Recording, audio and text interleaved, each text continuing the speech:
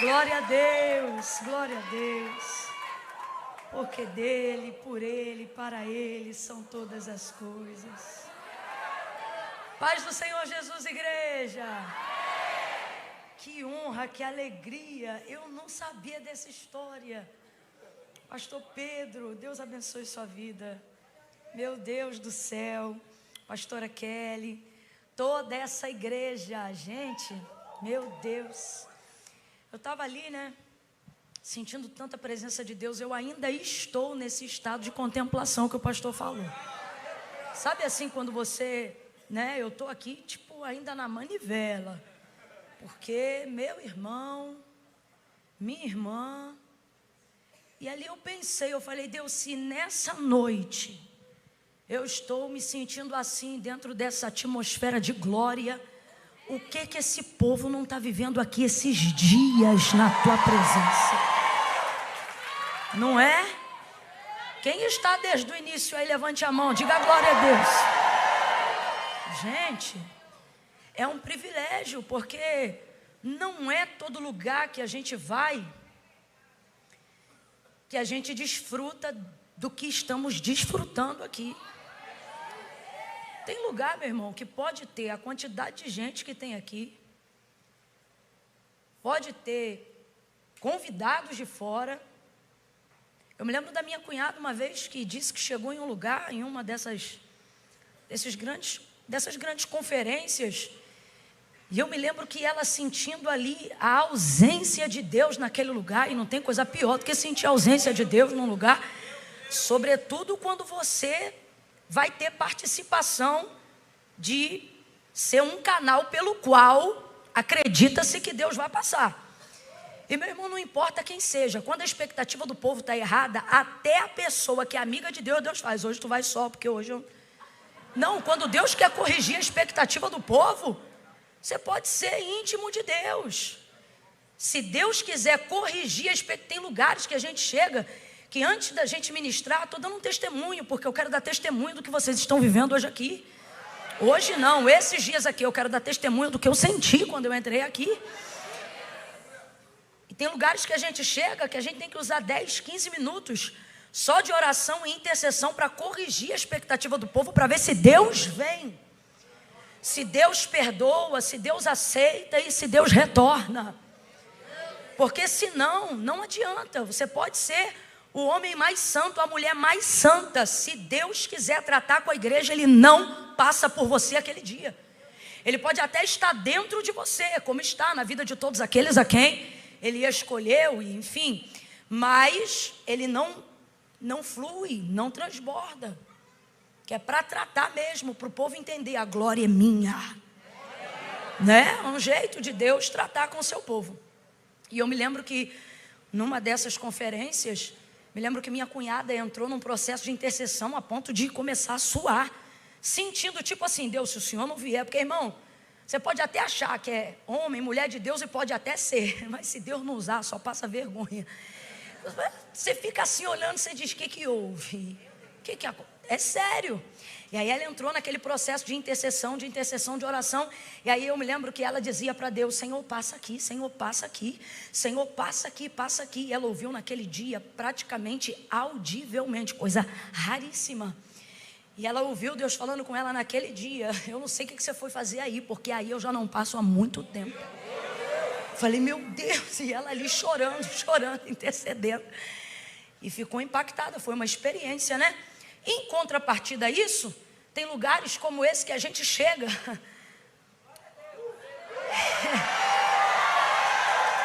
E a gente fica até... Meu Deus, o que está havendo? Que glória, que unção, que graças. A gente só chora, entra até num estado de confusão mental para a organização espiritual, porque a gente só lembra do quê? Do que errou, do que falhou, e pensa, não sou digno, eu não tinha que sentir isso, eu não mereço, eu não posso. E aí vem o homem cheio do Espírito Santo, eu vaguei, eu digo, fui eu, Jesus, eu vaguei. Eu entro num estado, eu falei, vai, tá contando a nossa história. Quanto mais você se aproxima de Deus, mais nítidos ficam os seus erros. Por isso que a presença de Deus não é um lugar romântico como alguém pensa que deveria ser. Irmãos, a glória de Deus, quando manifestou-se no Sinai, não foi som de violino, cello, é ruim, hein? Foi saraiva, foi fogo, foi trovão, foi raio, foi relâmpago. Tanto é que o povo desejou ver ao Senhor como via Moisés. E o Senhor atendeu tal interesse e falou: manda o povo santificar, manda o povo banhar, manda o povo se limpar, manda o povo se vestir, manda o povo jejuar e manda eles virem aqui para o pé da montanha. E quando o povo chegou, o povo em tese estava pronto para aquele encontro. Mas à medida que o Senhor se manifestava no Sinai, meu Deus do céu, aconteceu o que o Morada canta. As pernas começaram, e o que me faz tremer começaram a tremer, ficaram apavorados. Por quê? Porque o lugar da manifestação da glória de Deus é um lugar de confronto. Não porque Deus te lança em rosto nada do que você tenha feito, mas porque a evidência da sua santidade lança luz sobre tudo que é impuro, não para te afastar, mas para te corrigir apesar de. Porque, irmãos, é tudo muito maravilhoso, mas o lugar da glória de Deus é um lugar que só se acessa por intermédio da santidade. O pastor já falou aqui, por exemplo, dos serafins. A visão de Isaías. Olha, eu agradeço, mas se puder deixar o logo só da conferência. Sem eu com essa cara de oi, tudo bem? Pronto. Obrigada. Ele disse: no ano em que morreu o rei Uzias, eu, Isaías, vi o Senhor assentado sobre um alto e sublime trono.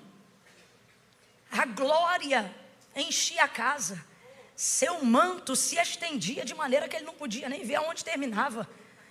Os umbrais das portas se moviam, meu irmão. Imagina a sensação de um terremoto. Os umbrais das portas se moviam. Olha o nível de abalo. Completa aí para mim, por favor. Olha o nível de abalo. Quem diz que viu a glória de Deus e não ficou abalado, não chegou tão perto assim.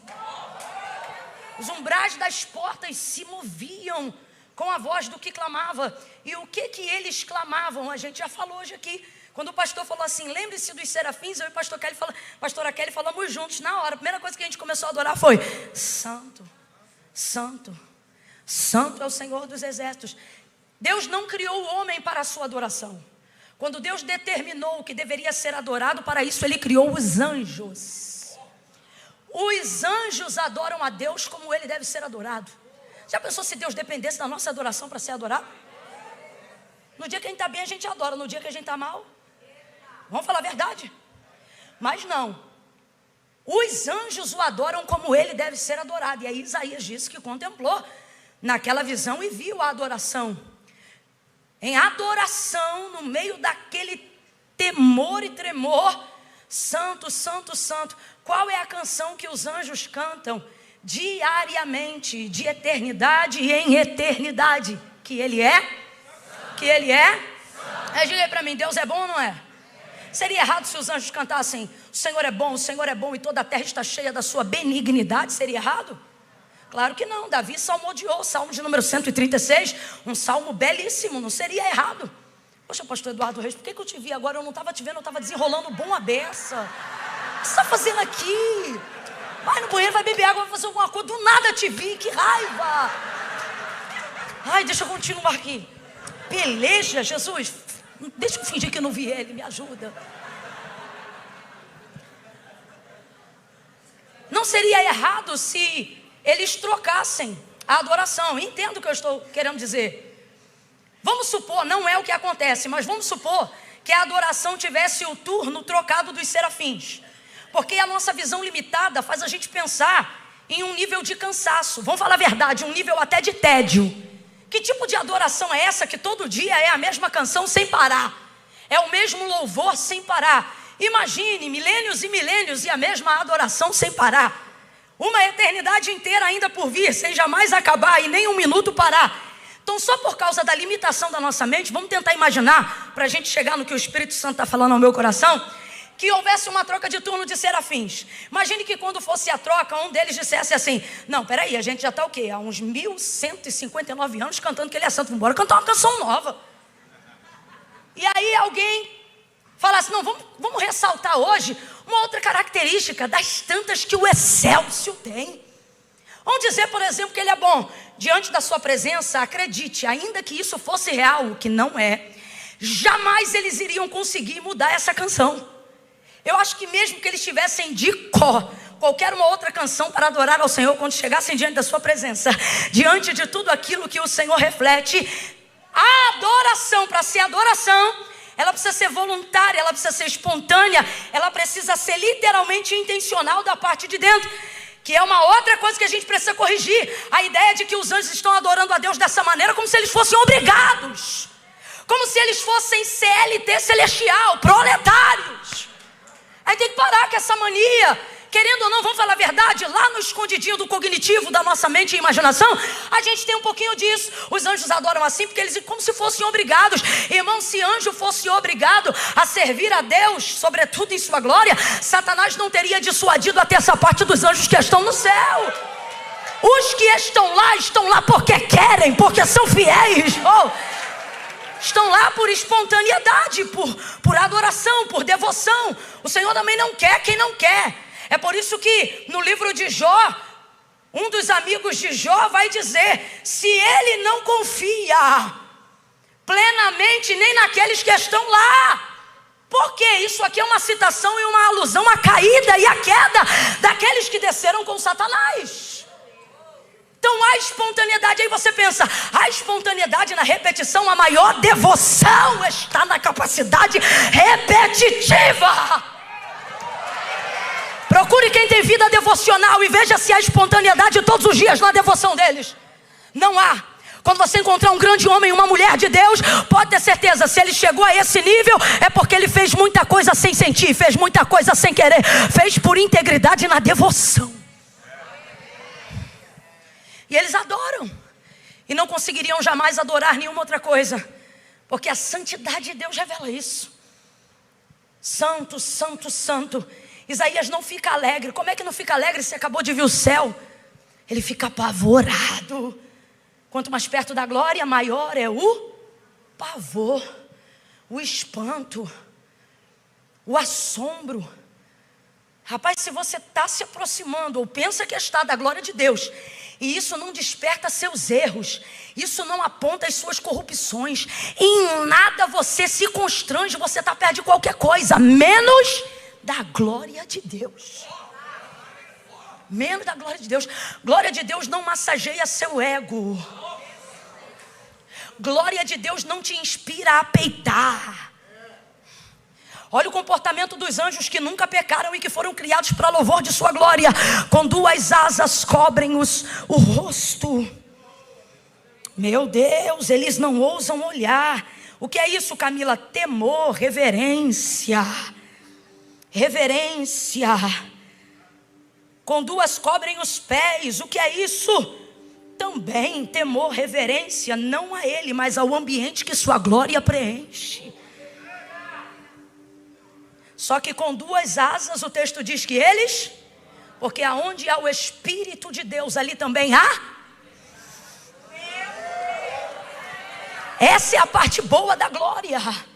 Confronta, constrange, até amedrontar nós que somos seres corruptíveis, mas não rouba de nós a liberdade.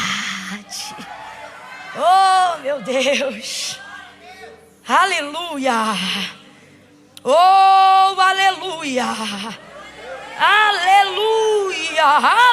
Aleluia. Ele não ouviu violinos, ele sentiu tremores. Ele não disse glória. Tem gente que pensa que quando sentir a glória vai dizer glória. Quanto mais perto da glória, maior é o ai.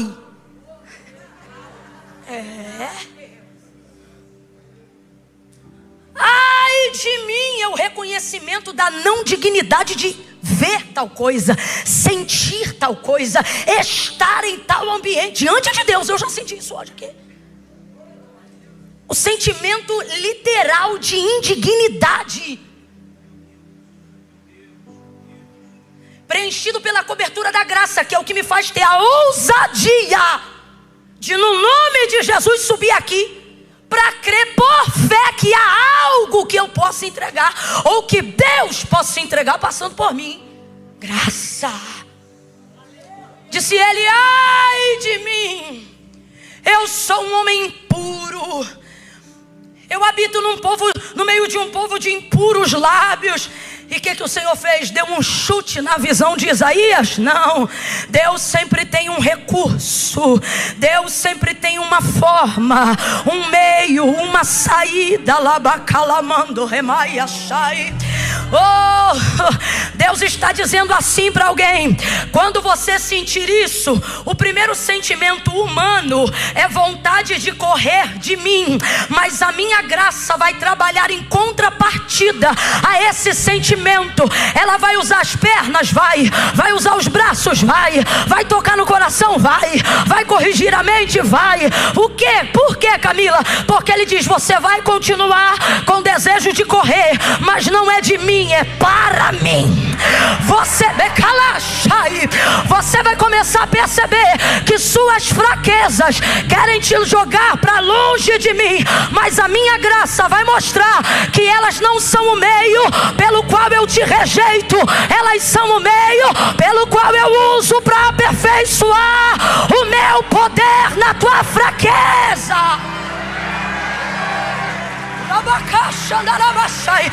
Pega na mão de alguém aí agora. Eu estou sentindo uma unção poderosa para desatar julgos, cadeados, pensamentos que neutralizam a sua fé, que tentam te tornar carcereiro de si mesmo, porque você diz que serve a Deus, mas de um tempo para cá você tem servido a sua consciência, e quem serve a consciência se torna carcereiro de si próprio. Não sirva a sua consciência, ela não é o seu Senhor. Sirva a Deus, porque Ele sim. Eu sei que pensamentos tenho de vós, diz o Senhor, pensamentos de paz e não de mal. Quem serve a consciência vira escravo da razão, do eu, do egocentrismo. Não posso porque pequei, não sou digno porque sou errado. Mas quem serve a Deus diz: apesar disso eu vim, apesar disso eu estou aqui, porque para quem iremos nós, se só tu tens palavra de vida eterna? Só tu tens. Eu vim culpado, mas vim ressentido, mas vim magoado, mas vim errado, mas vim entristecido, mas vim tomando remédio, mas eu vim em depressão, mas eu vim com síndrome do pânico, mas eu vim com síndrome do pensamento acelerado, mas eu vim traída, mas vim magoada, mas vim uribaracanda lemandarabaiá shai. Vem tremendo, mas vem com medo, mas vem consciente, mas vem.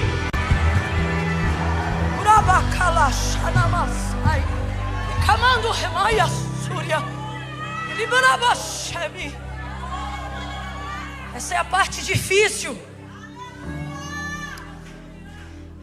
Parar de servir a consciência e servir a Deus é a parte mais difícil do cristianismo. Você não tem que perder a consciência, senão não vai entender o cristianismo. O culto não é sobrenatural. Paulo disse: apresentem um culto racional. Será possível fazer isso sem consciência? Então não pode perder a consciência. O que você não pode é permitir que a última palavra seja dela. Senão você se tornará servo da consciência e não servo de Deus.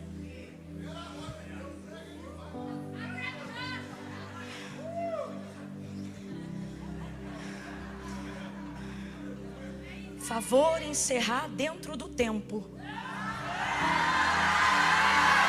Eu vou tentar. Ó. Escute. Ele disse: não. Vai por mim. Não vai rolar.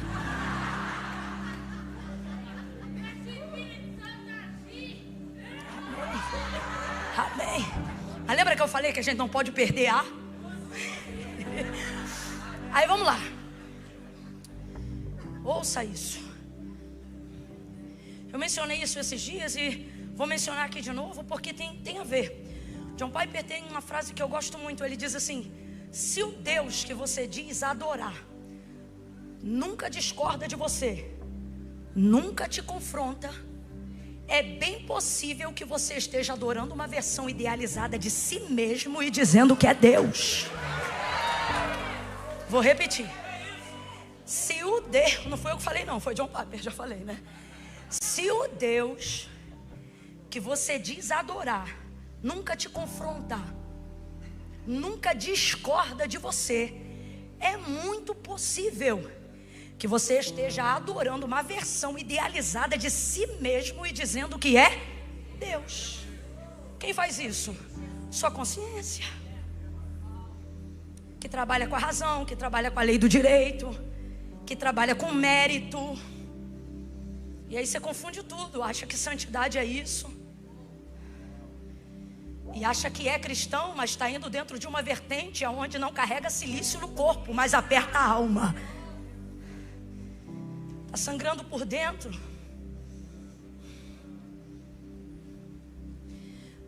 O texto é tão claro na maneira como Jesus passa pela porta do nosso coração, né? Como é que é? Quem lembra? Ele chega na porta e faz tchá. Bum. Estou à porta aí. O que abrir?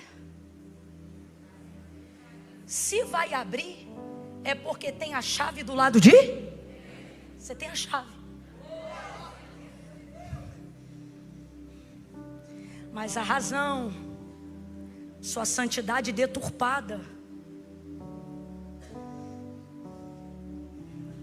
te impede de abrir a porta por dentro. Depois que eu me consertar, eu abro.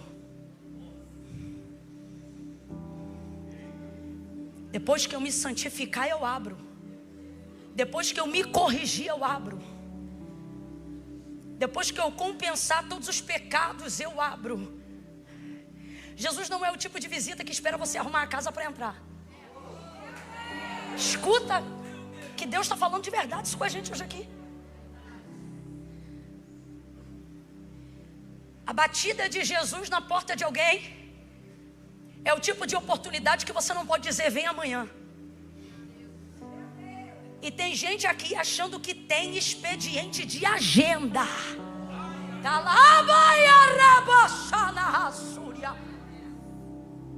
Que pode agendar a visita de Jesus para outro dia. E Jesus está dizendo: eis que estou à porta hoje e bato. Camila, mas está tudo desarrumado, está assim, está assado. Camila, a coisa está tão braba do lado de cá, que é capaz de que se eu abrir a porta, o primeiro a receber ele nem sou eu, são os demônios que moram em mim.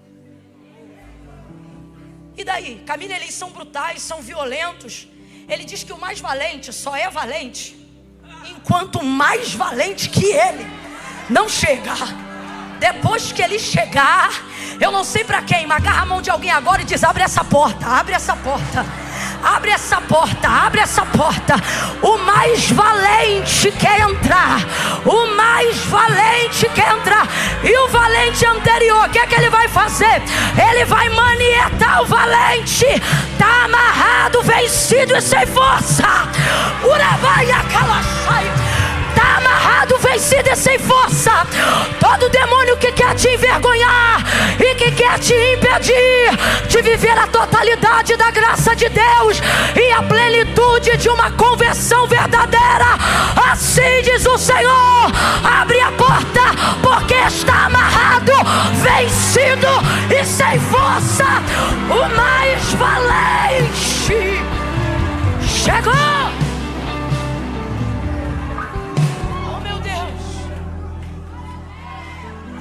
A gente quer o tempo todo se afastar.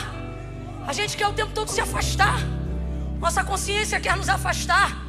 O medo pela consciência dos nossos pecados dizem: se afaste. O tempo todo, sim ou não, gente? É a guerra da nossa vida. Você fica sem orar 3 dias, aí depois fica mais 3 dias. Aí o coração começa a desejar orar, mas você não quer orar porque já está 6 dias sem orar e tem vergonha de orar. Se afastar o tempo todo, se afastar. Você quer arrumar a casa primeiro, e o Senhor está dizendo: quando eu bater na porta, não arruma a casa, só abre a porta. Só abre a porta. Abre a porta. Isaías vai dizer: ai de mim, Isaías capítulo 6, ai de mim, tenaz, brasa viva, anjo. Rapaz, se ele estava com medo antes, imagina agora. É isso mesmo que eu mereço. Ele vai selar minha boca, vai me queimar, vai... Não. O fogo não foi para consumir, foi para purir. Talabacaxa na massúria. Ibaia séria. Pureza é poder. Completa aí para eu ter certeza que você está me ouvindo bem. Pureza é? Poder. Pureza é? Poder. E poder, quando não está sendo administrado por você, te assusta. Traz ele uma brasa para purificá-lo. Pureza é? Poder. E todas as vezes que o poder é administrado por uma outra pessoa que não você, ele vai te assustar. Só que veja, tal brasa não vem para consumi-lo, vem para purificá-lo. Mas eu imagino o tamanho do medo e do susto que ele não está sentindo. Você já estava gritando ai enquanto via, imagina agora quando Deus o inclui dentro da visão. É bem mais complexo. Enquanto Daniel contemplava as visões que Deus dava de fora, ele acordava no outro dia de manhã e trabalhava.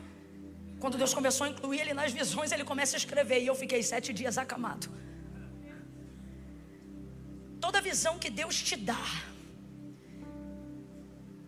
quando você entra nela de verdade, você precisa envolver a tricotomia do seu ser: espírito, alma e... As pessoas acham que as visões de Deus são só para o espírito e para a alma. Se teu corpo ainda não sentiu o impacto da revelação, é porque você ainda não viu a visão toda. A visão toda, meu irmão, ela mexe com o seu físico literalmente. Literalmente. Imagina então agora a situação de Isaías. Agora ele não está observando, ele está incluído dentro do cenário. Mas assim o Senhor fez, e nós estamos falando do maior profeta messiânico, ou de um dos maiores do Antigo Testamento. Que extraordinário, sim ou não? Ele pensou que ia morrer, e na verdade Deus estava levantando seu chamado, sim ou não? Pensou que ia morrer, e na verdade Deus estava inaugurando um tempo novo, extraordinário e inédito na vida dele, sim ou não? Sim ou não? No dia que Jesus foi chamar Pedro, Lucas capítulo de número 5, no dia que Jesus foi chamar Pedro, ele ainda nem sabia que Jesus era o Filho de Deus, mas tão impactado ele estava pela ministração que Jesus ministrou naquela manhã à multidão. Obedeceu a sua palavra, mas acreditava que tratava-se de um rabi, de um mestre, de um senhor. E isso já era o suficiente para ele temer, obedecer. Voltou ao mar, lançou a rede. Quando ele viu o tranco da quantidade de peixes que estava na sua rede, o texto diz que o barco quase foi a pique. É complicadão quando esse tipo de coisa acontece. Quanto mais você se aproxima do chamado, mais abalada é a estrutura. E isso assusta, é a hora que Deus prova a sua fé. Porque presta atenção, o que vale mais financeiramente falando, a rede ou o barco? Está em dúvida? É porque Minas Gerais não tem praia aqui, né? O barco vale mais, gente. Oh. Finge que não aconteceu. O que vale mais? O barco ou a rede? O barco vale muito mais. É complexo quando a palavra que Deus me deu abala a minha estrutura de tal ponto que parece que para buscar o que Deus me deu eu vou perder o que já tinha. O texto diz que o barco quase ia a pique. Olha para mim e diga quase. Se tu ainda não viveu um quase de Deus, tu ainda não está no chamado. O chamado te leva para um lugar de quase, um lugar de romper limites. Sério? Tá me ajudando, é por isso que eu gosto de tu. Um lugar de limites. Olha o que o texto diz, que o barco quase ia a pique. Irmãos, o que isso significa? Talvez um pouco de água entrando, talvez ouvir a madeira estalando. E a rede? Ali na contenção. Tem muita coisa, mas não consegue trazer para a superfície. E esse é o desafio do chamado. Você crê que tem, sabe que Deus deu. O mais difícil não é pegar, é trazer para a superfície, é tornar real, tangível aquilo que você sabe que Deus te deu. E essa é a angústia da tua alma, fica entre a rede e o barco. Preservo a estrutura e perco o que Deus deu, ou pego o que Deus deu e aconteça o que acontecer. Só que você tem que entender que debaixo de uma palavra, estrutura não naufraga.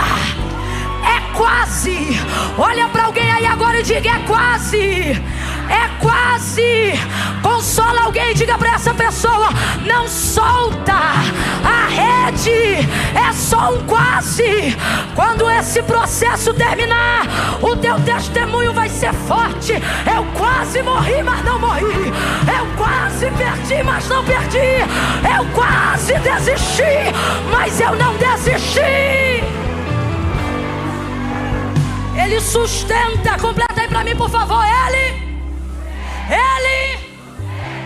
E eu fico imaginando um abalo psicológico. Vamos falar pra gente que já é crente. E melhor ainda, pra gente que já tem uma noção do chamado. É aquela hora que você diz assim: se eu tô debaixo de uma palavra de Deus, por que tá tudo abalado? É aquela hora que você não... Eu vou falar rasgado que é para todo mundo entender. Segura só um pouquinho que isso aqui eles têm que engolir no seco. É aquela hora que você pensa: rapaz, se é de Deus a direção que eu tomei para minha vida, por que eu estou quase perdendo o barco, a rede e o juízo? Por que ninguém vê o que eu vejo? Por que ninguém concorda? Rapaz, por que a situação ficou dessa maneira? Só que escuta, o texto diz em Lucas 5 que quando Jesus chega, ele vê 2 barcos. Quantos barcos? Jesus nunca trabalha fora da visão. Tudo que Jesus faz coaduna, coopera, corrobora com a visão. Toda vez que você vê Jesus agindo no físico, aquilo dali corresponde a uma visão, que às vezes não aparentemente não acomoda no seu físico, mas leva a um propósito que completa a visão. Por exemplo, ele só se dirige ao barco de Pedro, inclusive só usa o barco de Pedro, pede emprestado o barco de... Porque Jesus não está indo ali para poder fazer pesca maravilhosa. Isso é consequência do chamado de Pedro. Jesus não está... Por isso que não é a pesca da necessidade. A pesca ali, irmão, vou usar um termo talvez um pouco grosseiro, mas só para a gente entender, é um show à parte. Jesus nunca trabalhou com milagres sob prioridade. Milagres sempre foram consequência de uma didática, de uma pedagogia de Jesus. Então veja, dentro dessa perspectiva, quando ele chega, a primeira coisa que Lucas 5 apresenta é: e viu Jesus 2 barcos. E viu Jesus? E viu Jesus? Quantos barcos ele viu? Entrou em quantos? Usou quantos? Enviou. Os 2 foram, mas ele enviou quantos? Somente o de? Porque isso aí é sobre o chamado de Pedro. Mas viu 2. Quando o barco está quase indo a pique, ele faz sinal para os companheiros, que é esse segundo barco. O segundo barco vem, parelha com dele, ajuda, puxa a rede, traz para cima. Porque ele está até usando um, mas ele viu? O que o outro vai receber da palavra que foi ministrada sobre a vida de Pedro? Porque o peixe ia para todo mundo, mas o chamado é só para Pedro. Então veja, os 2 barcos que ele viu serão abençoados, consequentemente, a multidão que já ouviu Jesus naquela manhã. Jesus vai usar o chamado de Pedro para abençoar aquelas pessoas. Elas vão viver a consequência de um chamado. É assim que Jesus quer usar a gente. Mas por quê que o tranco que quase leva o barco a pique é o de Pedro? Porque quando Jesus chegou na praia, qual foi o barco que ele usou? Você não vê isso, e eu também não posso afirmar. Mas conhecendo um pouquinho, menos que uma unha de Jesus, mas sendo significativo o suficiente, eu imagino Jesus pregando no barco de Pedro naquela manhã e medindo a estrutura todinha dele. Vai aguentar o tranco. O peixe vai para todo mundo, mas o tranco só no barco de quem foi chamado. E aí você não entende por que minha família recebe da palavra que está sobre mim. Por que até meus vizinhos são abençoados por causa da oração que eu faço na minha casa. Na hora de ver demônio, não são os vizinhos que veem, é quem foi chamado. Na hora de pagar preço, não é os moradores da casa que vêm, é a coluna de oração da casa quem Deus chamou. E isso vai dando uma revolta na gente. Só que o Senhor está dizendo, não é que você está revoltado, era para você se sentir privilegiado, porque o barco que eu usei foi o seu, a estrutura que eu preparei foi a sua. Qualquer outro barco que não ao seu, talvez teria naufragado, mas você não. Deus trouxe alguém hoje aqui para dizer, vai te assustar a minha glória, a minha unção, meu chamado, mas eu quero te dar uma palavra como garantia. Eu já medi a tua embarcação, eu conheço a tua estrutura. Você pensa que vai morrer, mas pega a mão de alguém e diz, tu aguenta o tranco, tu aguenta o tranco. Ele preparou você, capacitou você, ungiu você, chamou você, Ele escolheu você. Então para de reclamar e segura essa rede e leva para a superfície tudo aquilo que Deus já te entregou. Bate na mão de 2 ou 3 aí e diga, para de chorar e puxa a rede. Para de chorar e puxa a rede. Para de chorar e puxa a rede. Pega essa rede, levanta essa rede. Já está na tua mão, já está na tua mão, já está na tua mão. Coloca para cima, coloca para cima. Realiza, faz acontecer. Quem fez um milagre? Jesus ou Pedro? Bora! Quem fez um milagre? Jesus ou Pedro? Jesus ou Pedro? Jesus. Última vez, só para ter certeza que você está respondendo, entendendo e não está só no coro. O milagre, quem fez? Jesus ou Pedro? Acende as luzes aí para mim, por favor. Eu quero que vocês tenham experiência também. Tem um sol para cada pessoa na cara de vocês. Deixa assim, por favor. Jesus ou Pedro? Foi Jesus que fez o milagre, sim ou não? Então você tem que entender uma coisa, já está feito. Fala comigo, já está feito. Se já está feito, eu não vou soltar não, irmão. O mais difícil, o impossível, o improvável, o inédito, o complicado, eu só tenho que revelar. E se disso depender o esforço de quem não vai abrir mão, eu vou puxar mesmo que sangre um pouquinho. Eu não vou perder o impossível por causa de um estalar de barco. O impossível, Deus está dizendo para alguém, eu não te chamei para fazer o impossível, eu já fiz o impossível. Eu só estou pedindo para você, sabe o que? Mostra o que eu já fiz. Ele é bacana, rebaia. Revela o que eu já fiz. Só isso. Completa. Completa. E assim ele foi chamado. E abra sua Bíblia em Lucas, capítulo de número 5. Não, já estou pregando. Eu só vou ler porque eu não quero críticas daqueles que estão olhando e dizendo, ah lá, porque rapaz, tu está pregando a Bíblia, falando da Bíblia, citando o texto, mas tem alguém em casa que vai dizer assim, não abriu a Bíblia até agora. Eu não sou muito adepta de críticas, então evito brechas. Lucas capítulo 5. Eu quero ler só um versículo para a gente concluir. Só um.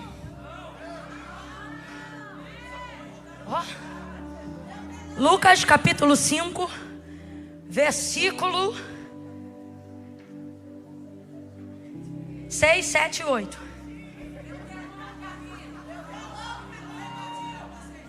Ia lá. Manda bala, só porque eu sou do Rio de Janeiro, tu tá mandando eu. Amém. Ele está usando, glória a Deus. Obrigada. Lucas capítulo 5.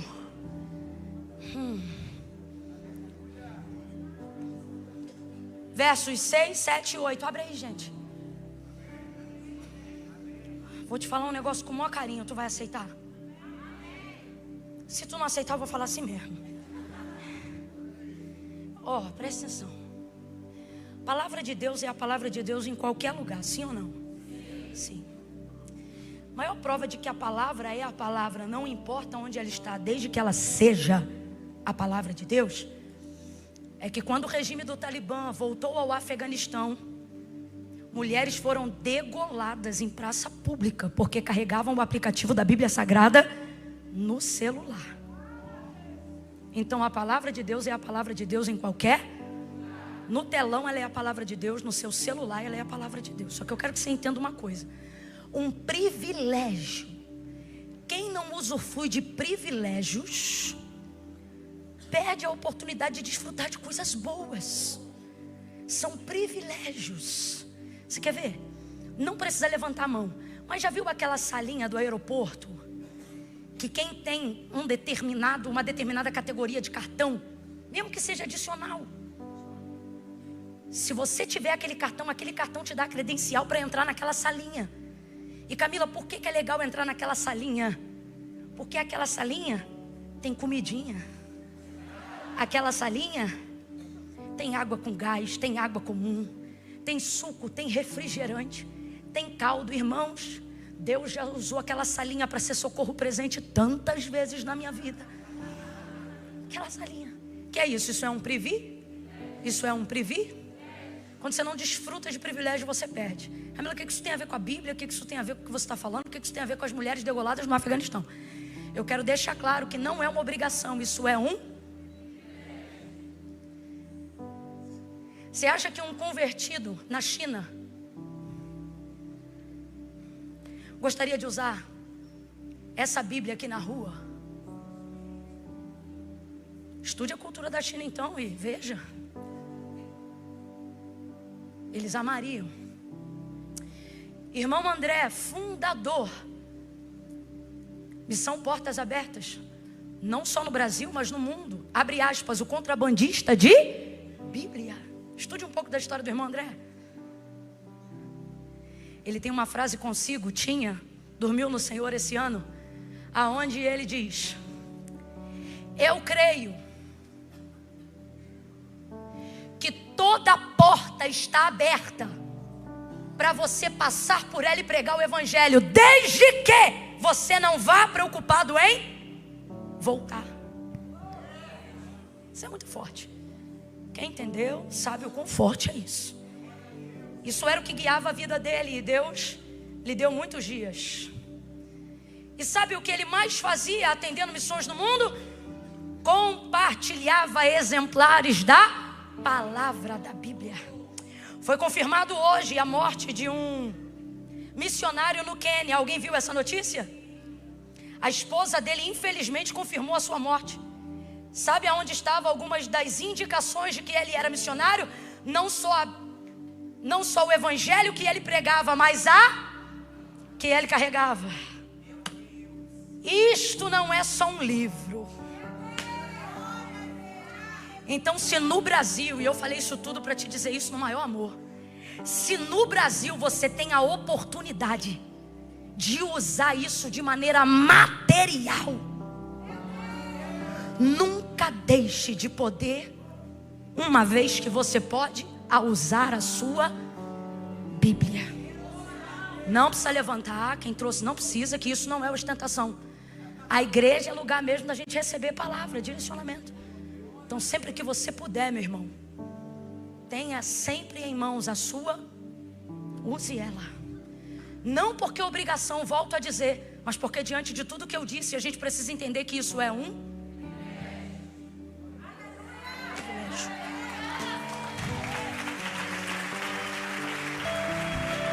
Vamos lá, Lucas capítulo 5, somente esses 3 versículos, 7, 8 e 9, para a gente encerrar. Fazendo assim, colheram uma grande quantidade de peixes e rompia-se-lhe a rede. Fizeram sinal aos companheiros que estavam no outro barco para que fossem ajudá-los. E eles foram e encheram ambos os barcos. E eles foram e encheram ambos os barcos. E eles foram e encheram ambos os barcos. Eles foram e encheram ambos os barcos. Olha para quem está do teu lado e diga assim: se meu chamado não encher teu barco, então não foi Deus que me chamou não. Porque o meu chamado vai abençoar pessoas, encher pessoas, passar por pessoas, prosperar pessoas, glorificar o nome de Deus na vida das pessoas. Continuando. De maneira tal, encheram ambos os barcos, de maneira tal que quase iam a pique. Vendo isto, Simão Pedro prostrou-se aos pés de Jesus, dizendo: afasta-te de mim. Ele disse glória a Deus. Ele nem sabe que é Jesus Cristo. Para ele é um mestre, um rabi de alguma sinagoga. Mas olha isso. Vendo isto, Simão Pedro prostrou-se aos pés de Jesus, dizendo: Senhor. Esse Senhor está com S maiúsculo. Ele não sabe literalmente quem é, mas já sabe que é alguém grande, relevante, de senhorio. Afasta-te de mim, porque sou homem pecador. Pois o espanto, verso 9, se apoderara dele. O espanto. Por que não está o alívio? Já que pegou mais peixe do que nunca, depois de uma noite frustrada. Por que não está a alegria? Qual é a palavra que a gente usou agora? Aqui está, estavam maravilhados. Mas a colocação no grego está atemorizados, espantados.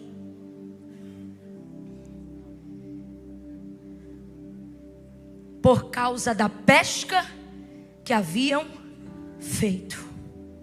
De igual modo também Tiago e João, filho de Zebedeu, que eram companheiros de Simão. Disse Jesus a Simão: não temas, de agora em diante serás pescador de homens. Chamou ou não chamou? Chamou ou não chamou? Chamou ou não chamou? Olha para quem está do teu lado e diga: chamou sim. Agora responda para esse irmão que está aí do teu lado: mas eu sou pecador. Fala para ele: mas chamou. Diga: mas eu sou pecador. Grita para ele: mas chamou. Se chamou, vai. Se chamou, obedece. Se chamou, se rende, meu filho. Se rende, minha filha. Sempre me perguntam sobre o chamado. Camila, é muito difícil atender o chamado? E eu sempre respondo da mesma forma: só há uma coisa mais difícil do que não se render ao chamado. O quê? Fugir dele. Dá muito mais trabalho. Qual foi a palavra de Pedro? Afasta-te. Qual foi a palavra de Pedro? Espantado pelo que aconteceu, ele disse: impressionado com o que aconteceu, ele diz: afasta-te. Vou parafrasear. E a resposta de Jesus a ele em relação a isso é: segue. Ele está dizendo: afasta-te. Em contrapartida, Jesus está dizendo: vem para perto. Ele está dizendo com a boca dele: fica longe, porque eu sei quem eu sou. É isso ou não é? É isso ou não é? E Jesus está dizendo: vem para perto, porque você vai saber quem eu sou.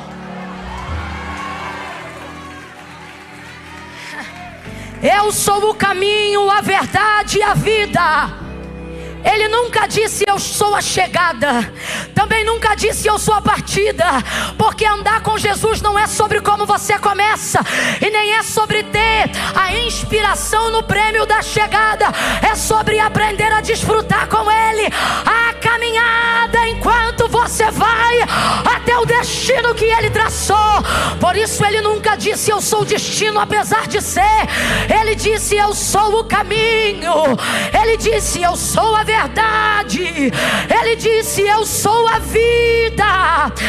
Eu sou a vida. A vida que você procura, eu sou. A vida que você deseja, sou eu. Eu sou.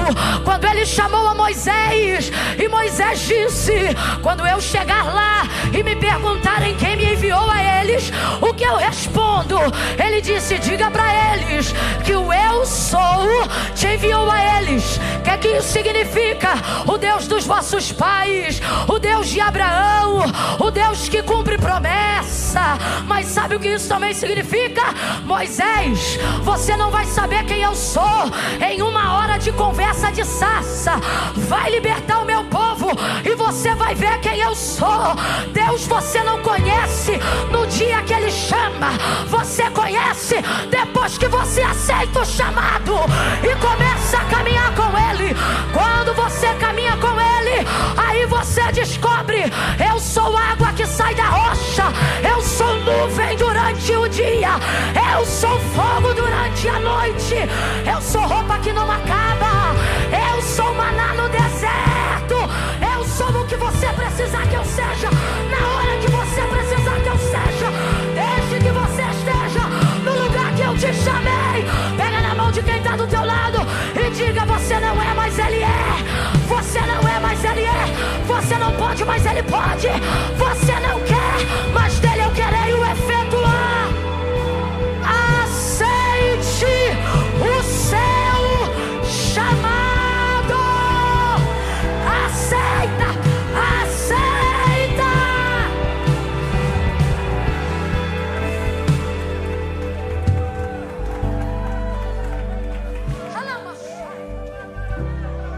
Para de fugir.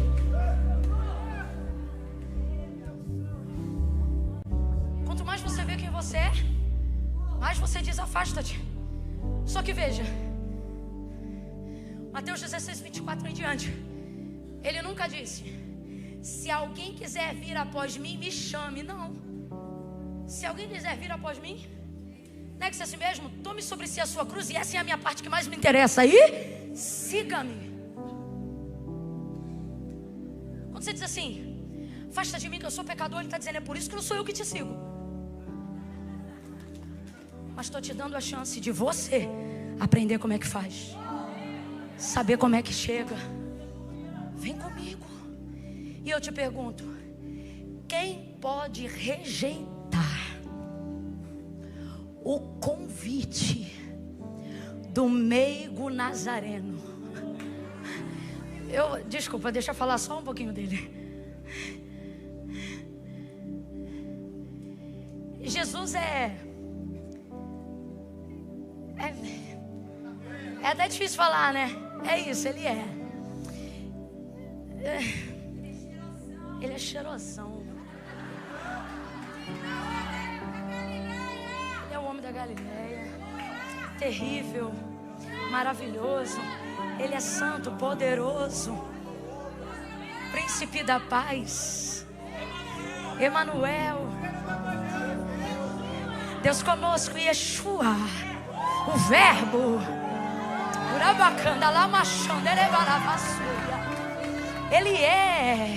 Ele é a raiz de Jessé, Ele é o lírio dos vales, Ele é a resplandecente estrela da alva, Ele é o mesmo ontem, hoje e eternamente.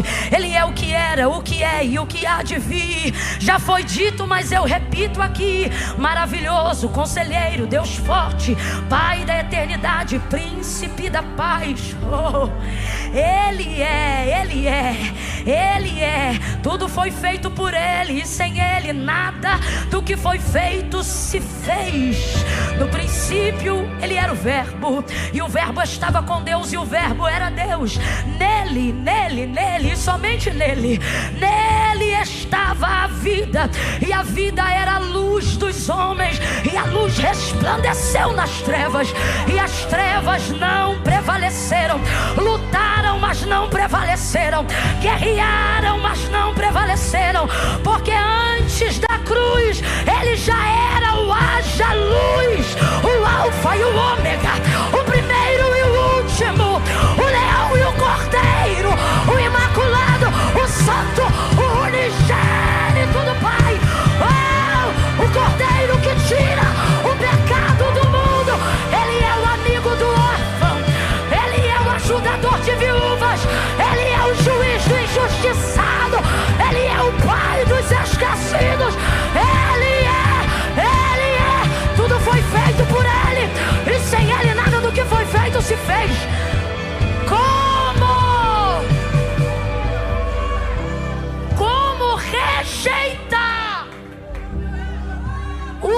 convite de alguém assim.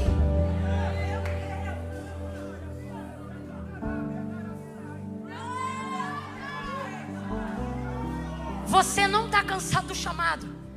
Você está cansado da força que você faz se debatendo para não aceitar. Você não está cansado da caminhada com Cristo. Você está cansado da força que você faz para desviar do caminho da renúncia, do caminho da aceitação, do perdão, da confissão. O que está te cansando é isso. Não vem para cá querer contar história triste de evangelho para mim, não. Você quer contar história triste? Valeu o início, o meio e fim de Pedro. O que parece covarde no início, negando 3 vezes, como último pedido, pede a cruz de cabeça para baixo no final. Porque ele não reconhece, ou melhor, ele reconhece que não é digno de morrer a mesma morte de seu Senhor. Eu já vi no chamado covardes virarem homens nobres. Eu já vi o chamado pegar as mulheres mais faladas e desprezíveis e torná-las santas, como se nunca tivessem pecado. Eu já vi o chamado pegar gente que não sabe falar e Deus dizer: quem fez a boca do mudo ou do que fala. Eu acho lindo quando Deus diz isso para Moisés. O que ele está dizendo é: eu não estou te chamando porque você fala. Se você fosse o escolhido e fosse mudo, te chamava também. Foi ele mesmo que disse que os surdos não são os que não ouvem, mas os que ouvindo não escutam. De igual forma, os cegos não são os que não veem. Ele disse isso em João 9, depois da cura do cego, acerca dos fariseus. Mas são aqueles que vendo não discernem, não compreendem.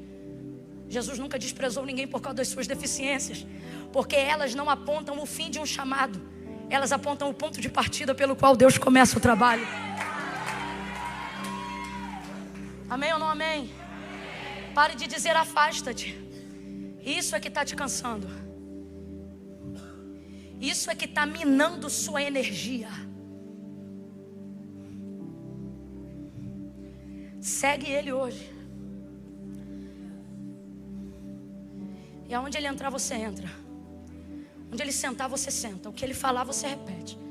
E o que Ele te mandar, você obedece. E você vai começar a desfrutar do melhor cansaço da vida. O cansaço que te realiza. Porque tudo na vida te cansa. Então não é sobre não cansar, é sobre escolher qual cansaço você quer sentir. Por exemplo, hoje é o último dia da conferência, sim ou não? Sim. Alguns vão bater na cama e não vão dormir, vão entrar em coma. Profundo e não induzido. Ou induzido pela glória. E enquanto dormem, vão ter sonhos maravilhosos, revelações, apontamento, direcionamento. Deus fala por sonhos. Mas há outros que vão deitar e vão ficar pilhado, cansado, mas não consegue dormir. Eu vou te dar lá o jogo de cara. Não adianta tomar remédio, tem que chegar em casa, tomar banho, dobrar o joelho e tampar na oração. Aí tu ora até cansar, toma outro banho. Porque você acha assim: vou fazer uma oraçãozinha, vou tomar banho primeiro e orar depois. Quando acaba, tem que tomar outro banho, pingou. Por causa da quantidade de coisa que você recebeu e tua alma ainda está ruminando. E o espírito está querendo é marcha. Se tu chegar em casa, botar qualquer louvor, qualquer palavra, escuta o que eu estou te falando. Tu pode estar cansado que é o aço, vai levantar da cama quando começar a cantar chapata e começa a ungir casa, ungir umbral, abençoa prédio, desce pra rua, unge esquina. É assim, meu irmão. É a força do chamado. É o chamado que te cansa, mas é Ele que realiza. Não que você deva atender o chamado para se realizar, mas porque depois que você obedece a Deus, você descobre que a melhor maneira de fazer você feliz é fazendo Deus feliz. Melhor do que a gente ser feliz é quando a gente vê que Deus está. Aí a sua felicidade vai para outro nível. É um negócio assim que... Por isso que crente é taxado de doido. É um negócio assim que tu vai na rua, do nada tu tá rindo, tá dando bom dia, alguém diz: o que foi? Ganhou na loto? Você diz: não jogo. Creio eu. Não jogo. Alegria da salvação, cara. É um negócio de louco. É uma essência, é uma presença. Deus nos trouxe hoje aqui para dizer: minha glória vai te assustar. E quando você começar a atender o chamado, sua estrutura vai ser abalada. Enquanto eu não envolver a tricotomia do seu ser, é porque você ainda não entrou na plenitude da visão. Mas quando você entrar, esse abalo vai chegar. Por fim, depois que você vê o que eu já realizei, o primeiro pensamento é que você não vai dar conta de levar isso até o fim. Por isso é que eu te digo, segue-me. Por quê? Porque você obedece, quem leva sou eu. Então não se afaste. Eu quero terminar esse momento dizendo isso para você. Não se afaste. Tu pode estar lanhado, errado, mal acabado, cheio de BO. Lembra do coração? Esperando arrumar a casa para abrir a porta. Jesus está dizendo, abre a porta do jeito que tá. Ele nunca disse se arruma e vem. Ele disse, vinde a mim, todos vós. Sabe por que eu gosto dos tais? É advérbio de tempo. Significa que advérbio temporal. O que é advérbio temporal? Significa que é passageiro. Literalmente na etimologia da palavra, temporal, passageiro. Tudo que está não é permanente. Então por isso ele tem a garantia, vinde a mim todos vós que? Porque ele sabe que o que está acontecendo com você agora não é permanente. É passageiro, é temporário. Aí ele diz, e eu vos, não é você. E eu, disse o Senhor, vos. Quem vai dar o alívio é Ele. Você só tem que se render. Não, Camila, mas é que eu tenho muita coisa para resolver. Disse Jesus, ora, sem mim. Isso não é poético, isso é literal. Sem mim, nada. Vai ver você está aqui hoje, daqui de cima, olhando o jeito que você pulou, o jeito que você adorou, o jeito que você glorificou. A impressão que eu tenho é que geral aqui é crente até o tutano, e talvez até seja. Só que ser crente não é garantia de ser salvo. Nem todo crente é salvo, mas todo salvo é crente. O que isso significa, Camila? Tem que confessar Jesus como seu Senhor. Não foi Camila, não foi religião, nem padre, nem pastor. Foi Jesus que disse, aquele que me confessar diante dos homens, eu também o confessarei diante do meu Pai, que está no céu. Porém todo aquele que se envergonhar de mim, diz o Senhor, também ficará envergonhado diante do meu Pai e dos anjos que estão no céu. Agora eu te pergunto, por que ele diz vergonha? Porque ele sabe que a falta de aceitação ao senhorio dele ou ao chamado nunca é por falta de amor ou fé, mas por vergonha. Veja, ele não diz aquele que não crê. Está na cara que crê e que reconhece, mas não aceita porque sente. Aí você está aí no lugar e diz assim, se é vergonha Deus entende, porque a justificativa diária é, Deus conhece o meu, conhece mas não concorda. Ou você confessa, ou se por vergonha que você não levar, não confessar, por vergonha lá, você também não será. Camila, então o que eu faço com a vergonha? Mete ela no bolso e entrega a tua vida com vergonha e tudo. Por quê? Porque vergonha é passageira, mas salvação é eterna. Bota isso na balança aí agora e veja o que você está fazendo com a sua vida. Não, Camila, mas eu tenho uma parada tico-tico no fubá. Inclusive está eu e o tico-tico hoje aqui. Vem você, vem o tico-tico. Se tiver fubá atrás também. Apóstolo Joel estava aqui ontem. Ele é testemunha do que eu estou falando. Eu não falo isso à toa. Eu estava pregando na igreja dele ano passado, não lembro. Não me lembro exatamente, porque a gente vai sempre lá, mas em uma dessas idas, eu sempre falo uma coisa quando eu estou falando sobre isso. Tem gente que não vem. Deus já me deu isso em alguns lugares. Tem gente que não vem porque diz assim, não, Camila, hoje eu estou carregando um bagulho aqui que, inclusive depois que o culto acabar, eu ainda tenho que distribuir o bagulho. Pô, vem você o bagulho. Se o fornecedor estiver aí, pergunta se ele quer vir também. Aí estou pregando lá no apóstolo Joel e falei isso. Vem o cara e o bagulho. O fornecedor não estava. Ele era o cara, o bagulho e o fornecedor. Largou tudo no altar. Fique tranquilo que tinha inclusive um policial na igreja. Cuidou de tudo, teve misericórdia. O que eu estou querendo dizer? Jesus não disse se arruma e vem. Ele disse: vinde a mim todos vós. É passageiro, é temporário. Agora, a decisão determina quanto tempo. Você tem que vir. Quem conhece um pouquinho do meu testemunho, que é bem curtinho, sabe que eu não vim assim de blazer, não.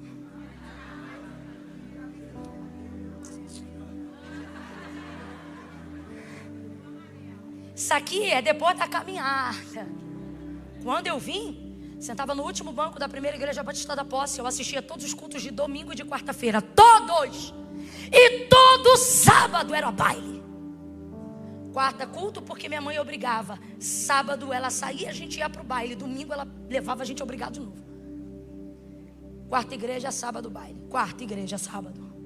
Domingo. Quarta. Não. Quarta. Sábado. Aí um dia ia ter um evento especial no domingo. Eu olhava pro relógio, o culto não acabava. E eu dizia: mano, esse culto não acaba. Eu estava esperando o culto acabar para ir para onde? Foi a única vez que eu fui pronta pro baile a caminho da igreja.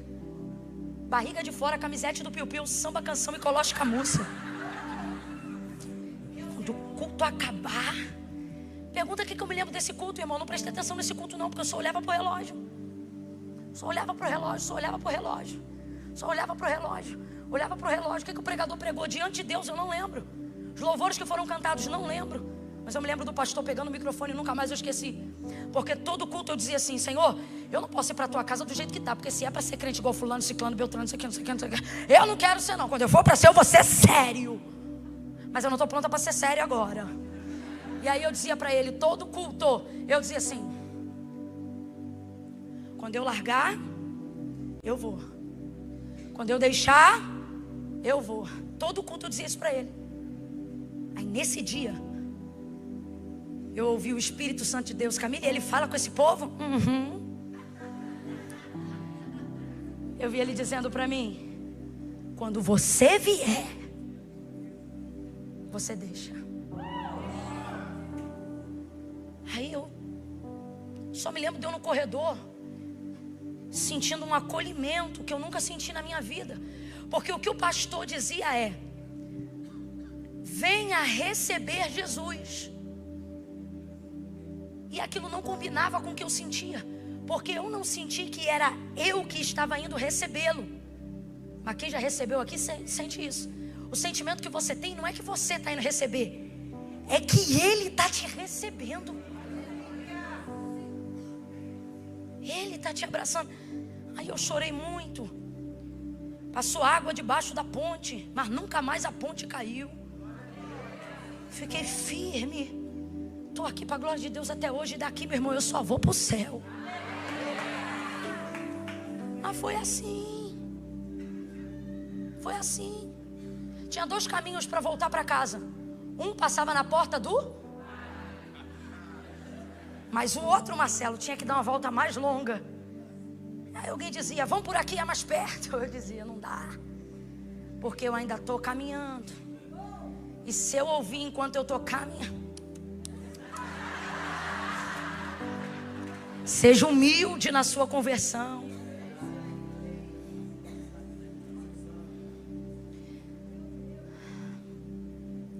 Acerca das tentações da carne, a palavra de Deus não diz resiste. A palavra de Deus diz: eu fazia o caminho mais longo na hora da volta da casa, só para casa, só para não ter que passar. E os amigos e todo mundo que estava lá de longe dizia: não, por aqui. Largo e espaçoso é o caminho que conduz à perdição. Leva mal não, irmão. Mas quando o assunto é vida ou morte, o mais importante é ter uma passagem segura. É estreito o caminho que conduz à salvação, mas é maravilhoso. É maravilhoso. Aos que já reconheceram Jesus publicamente como seu Senhor, posso ouvir um amém? Amém. Todos de pé. Todos de pé. Aleluia. Não se mova agora. Só saia daqui, irmão, quando o pastor te abençoar, o culto acabar. Ai, Camila, é que eu estou atrasada. 5 minutos lá fora não muda nada na sua vida, mas aqui muda até 5 anos da tua hereditariedade. Fique em paz.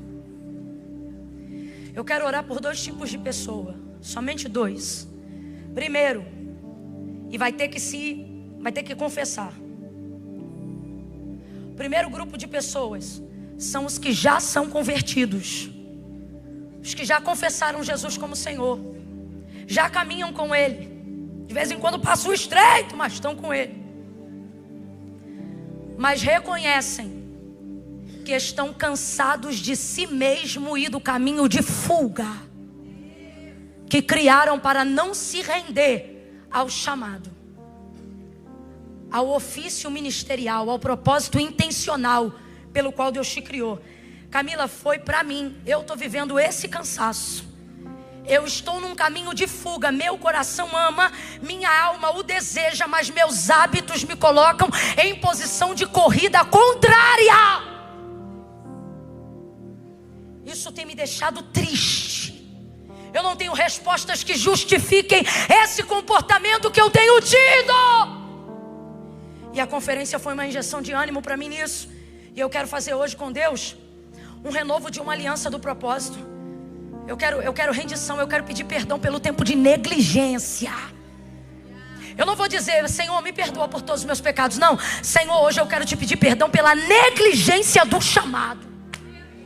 Se você reconhece que essa pessoa, ainda que convertido, salvo, mas reconhece, levanta a sua mão aonde você está agora. Só levante a sua mão. Levante a sua mão. Fique de mão estendida. Fique de mão estendida. Aonde você está? Eu sei que não são todos. Tem gente que estão vivendo uma ótima fase. Pessoas aqui. Mas Camila, sou eu. Eu estou igual aquele irmão. Eu fiz isso hoje, irmão. Eu levantei assim, ó. Como quem diz, Senhor, sou eu. O pecador sou eu. A falha sou eu. A negligente sou eu. Pai, em nome de Jesus, eu oro agora com a tua igreja. E te suplico em nome de Jesus, Pai, pela tua igreja, por aqueles que estão aqui como parte integrantes do corpo de Cristo, mas que estão como membros outrora, porque cremos assim pela fé, não mais agora, mas outrora, como membros anestesiados dentro do corpo, negligenciando sem saber o porquê, se cansando na fuga ao invés de se desgastar no propósito. Deus, recebe a nossa confissão. Confesse aí para Ele agora, confesse. Confesse para Ele, Senhor, eu não tenho orado de manhã e isso me entristece. Eu digo que vou orar depois e passo o dia e não oro. Eu tenho negligenciado a leitura da palavra. Como pode um servo de Deus não ler a Bíblia, Senhor? Eu quero pedir perdão pelo abandono da leitura da palavra. Eu quero pedir perdão pela negligência do lugar da devocional. Restaura as minhas forças. Fala com Ele aí. Ore, ore, ore. Pai, eu oro com eles e por eles. E te peço nessa noite, como Davi, se tu olhares para os nossos pecados, quem subsistirá? Mas contigo está o perdão. Por isso tu és temido. Perdoa.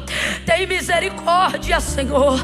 Tem misericórdia e restaura as forças daquele que não tem mais nenhum vigor. Restaura as forças daquela que não tem mais nenhum vigor, porque a tua palavra diz que os que esperam no Senhor renovarão as suas forças. Pai, existem pessoas aqui entristecidas pelo comportamento diante de ti, mas elas esperam em ti. Por isso colocamos com muito temor em nossa boca o clamor de Jó, quando ele disse: eu sei que o meu Redentor vive e que por fim se levantará. Deus, levanta o espírito abatido, o mesmo espírito que ressuscitou Cristo dentre os mortos. Levanta esta pessoa para viver a plenitude plenitude do chamado e não a frustração da fuga. Começa hoje um novo tempo, inaugura um 2023 de maneira diferente de tudo que essa pessoa já viveu até hoje. Estrutura o barco dela e não deixa ela soltar a rede, não deixa ele soltar a rede. Purifica no teu fogo, limpa, santifica, mas chama, chama, chama, chama, chama pelo nome.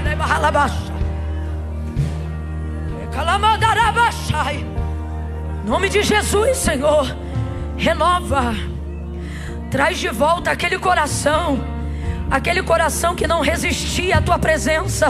Traz de volta aquele coração que desligava o fogo para atender o chamado da oração.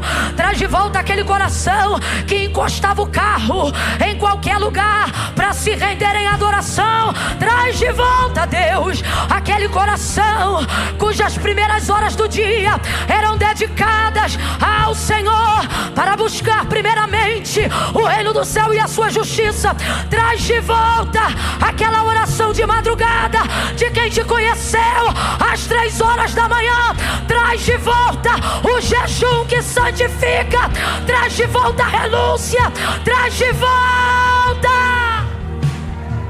em nome de Jesus.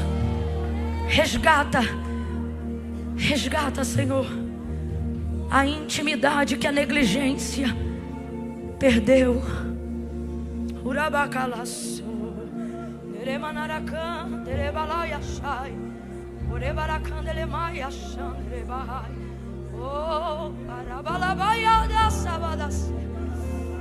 Em nome de Jesus nós oramos, Pai. Sela, marca esse dia com um antes e um depois. Em nome de Jesus, quem concorda diga. Segundo convite.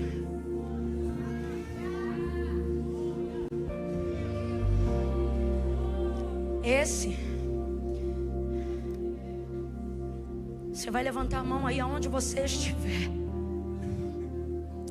Vou fazer mais. Esse você não vai levantar a mão, não. Você vai chegar mais perto. Você vai vir. Marcela, a gente sabe cantar o trechinho daquela música que diz mais perto. A gente sabe. A gente é você sabe, né? Ó, você que se afastou, você que já serviu esse Deus, deixa, irmão, cada um sente a glória do jeito. Olha pra cá e busca a glória pra você. Você que se afastou, você que vem à igreja, sente a presença de Deus, mas você estava assim, ó, não, eu tenho que arrumar a casa primeiro. E hoje Jesus te trouxe aqui e falou: abre essa porta que eu tô batendo é hoje. Deixa eu te falar aqui uma coisa. Tua bagunça não assusta Jesus. Sabe por que não assusta? Tu acha que ele não sabe aonde você pecou? Eu vou falar um negócio aqui bem rasgado. Jesus sabe aonde a gente peca, com quem a gente peca. Jesus sabe tudo. Então para de querer arrumar a casa primeiro. Se a casa que Jesus quer entrar hoje é a sua, e você sabe que precisa dele fazendo morada no seu interior, vou contar de 1 a 3. No 3 tu vai tomar impulso. E o tranco, Camila, vai aguentar o tranco. No 3, tu vai abrir a porta do teu coração e vai se aproximar e vai receber Jesus bem de perto. Eu conto 1, Boas Novas começa a orar, Levanta a mão. Aqui não haverá timidez.